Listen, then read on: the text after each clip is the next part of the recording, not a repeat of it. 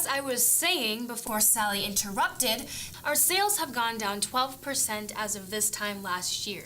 Now we are here today to talk about how we can turn things around. I think Sally was making a fair point. I don't have a problem with what she said. I have a problem with how she said it. How should I have said it? Maybe with a little more respect. I'm sorry. I have a hard time speaking to a regional manager who is young enough to be my daughter. I thought Victor was supposed to be running this meeting. He said he would be here. There is not much I can do about my age. Everyone will have to get used to it. I earned this job because I worked hard and I put in the overtime. That's not all she put in. I heard that. Look, I know this situation isn't normal. I get that, but it is what it is and we have to deal with it. Now, can we get down to business?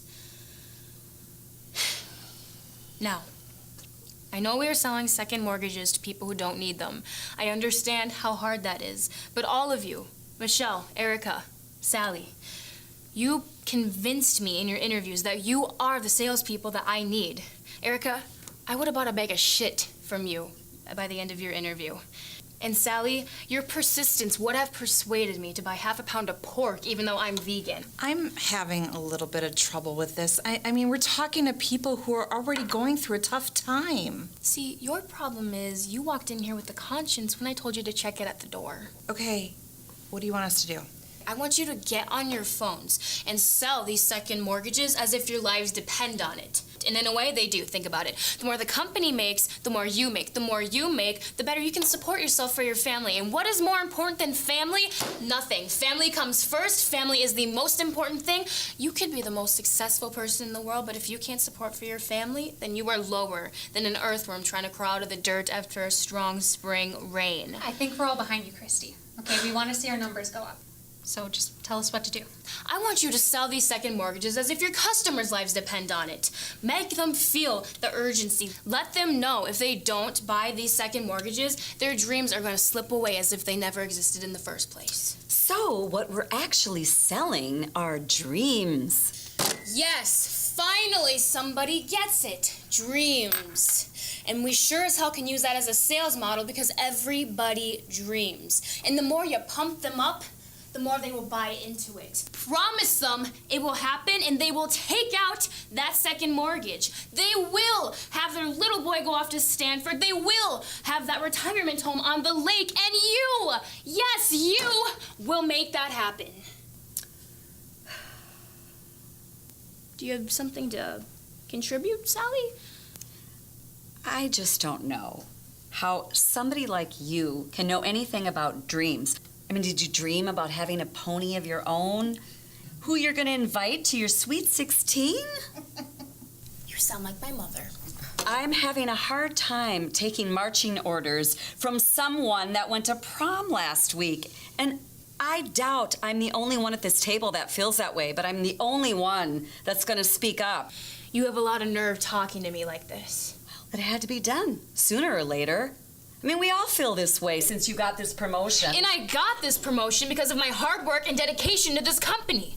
I am your supervisor, all of you. So you better start fucking getting used to it. I guess we're not all convinced that you have enough experience at your age to be in control and command of a group of salespeople like us. Somebody give me a lead, something that hasn't been closed yet.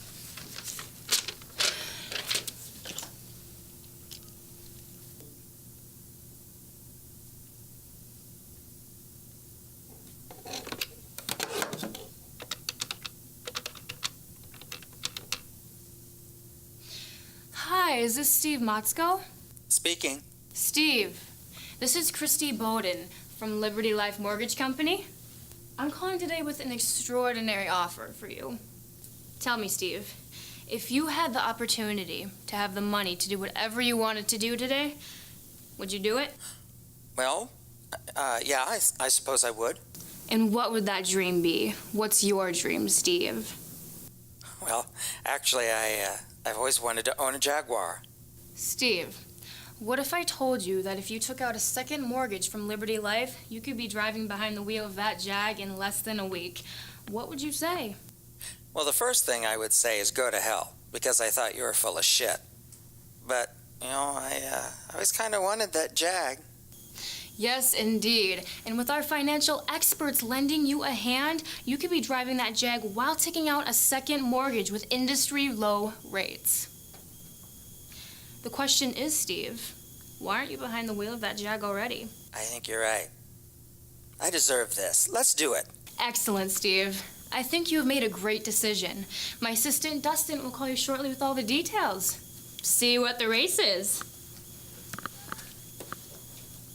Where in the world did that come from? My father was a used car salesman, and my mom sold cosmetics door to door. It would have been strange if I hadn't gotten into sales. Christy, we may have underestimated you. Some of you may have indeed. We may have to start calling you Miss Bowden. You can call me Christy, but maybe you guys will think twice before discounting someone because of their age. Still, you have to see our point. You know, the difficulties of taking orders from someone who just learned the alphabet last week. You probably were born for this, weren't you? Yeah, I guess so.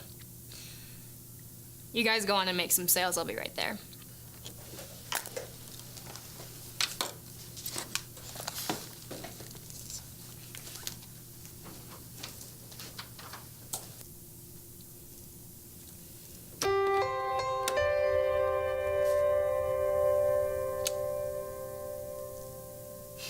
Hey, Dad.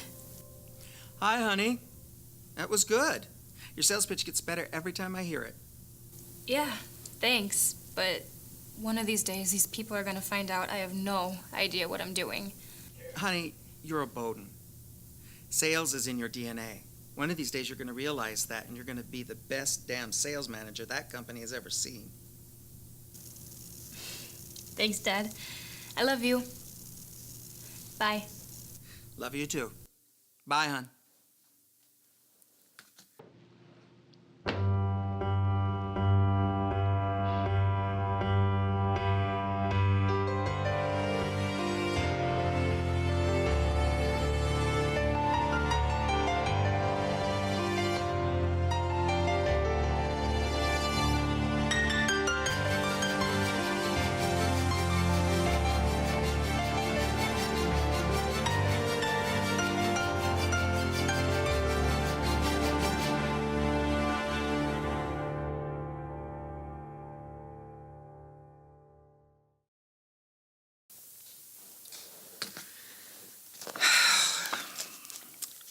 She should have been a baker.